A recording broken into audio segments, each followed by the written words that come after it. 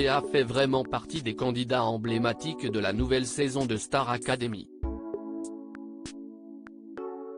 Chanteuse hors pair, sa personnalité et son mauvais caractère font d'elle une élève à part entière. Mais quelques polémiques sont venues entacher son aventure. Premièrement, celle liée à son lien avec Adeline Tounayouti, qui avait lâché dès le premier prime « Je la connais ». Elle était sur les bancs de mon école et je suis très surprise de la retrouver ici aujourd'hui.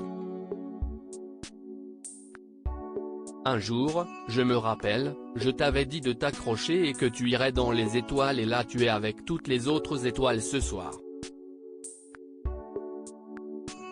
Mais ce n'est pas pour cela que la jeune femme avait profité de favoritisme, il n'y a pas de piston possible. Même si j'avais envie de pistonner je n'aurais pas pu, il y a trop de monde qui décide.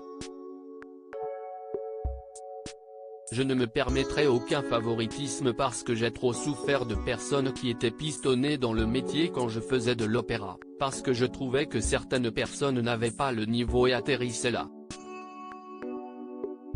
Léa a donc fait les castings comme tous les autres candidats et a su convaincre.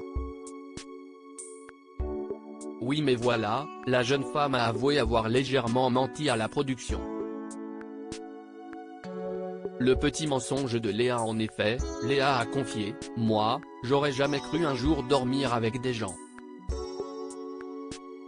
Pour passer les castings, je leur ai dit moi, si est mon rêve de faire connaissance avec les gens alors que si est ma phobie, si est ma hantise, genre, se brosser les dents avec des gens, prendre le petit déjeuner ensemble. Si est ma phobie. Je leur ai dit moi j'aime trop découvrir la passion des gens, mais j'ai appris à le faire, et du coup, si est génial, a expliqué la jeune femme. Un petit mensonge qui lui a permis de retrouver les autres académiciens, même si tout comme elle, une autre élève connaissait la professeure de chant. Anisha et Léa favorisées ? En effet, Anisha, qui est cette semaine nominée, n'est pas une inconnue pour Adeline Tounayouti. Les deux jeunes femmes ont-elles été favorisées ?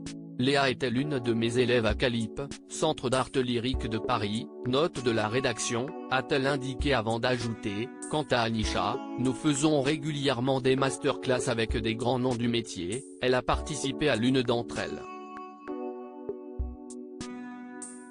La professeure de danse a précisé avoir repéré son talent et on l'a fait venir à la masterclass. Si est-il là que je l'ai connue. Quant au casting de l'émission, Léa a reçu la vis de casting chez nous, puisqu'elle était étudiante à Calip, mais elle a passé 6 mois de casting.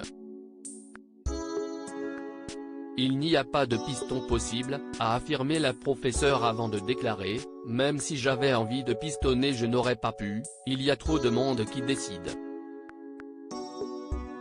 Le meilleur ami d'Anisha prend sa défense. Cette polémique avait aussi été contredite par Reda, le meilleur ami d'Anisha. Pour Closer, il avait expliqué que cette rumeur était totalement fausse. La polémique vient d'une masterclass offerte par Bruno Berber et à laquelle Anisha a participé en présence d'Adeline Tounayouti. Mais Anisha n'a simplement pas les moyens de s'offrir une école de chant. Par la suite, il avait fait l'éloge de la candidate, assurant qu'elle était une personne loyale, une surdouée qui est mature pour son âge. Il avait également précisé que, selon les images qu'il pouvait voir, elle semblait s'être bien acclimatée au château de Damary-Lélis.